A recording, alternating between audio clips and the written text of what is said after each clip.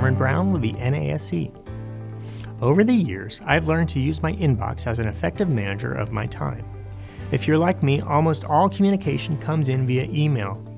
Of course, when it comes in, it's stored in the inbox. Unless I do something that requires extreme focus, I usually leave the inbox open on one screen so I can monitor any incoming messages. Everything is read. If any action is necessary or I am involved in a thread that I need to monitor, I leave it in the inbox until I can work on whatever that required action is. If I don't need it, I either dump it in a subfolder for future reference or delete it entirely.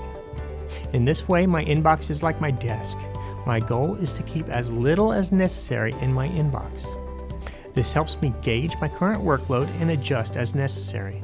In fact, I'll often send myself emails as reminders to do something. Sometimes I forward emails from others to myself with additional notes to look at when I have the time. Because I have email on all of my devices, this is rather easy to do, and I don't have to deal with other applications that just might complicate and confuse things further. All the necessary information is in one place.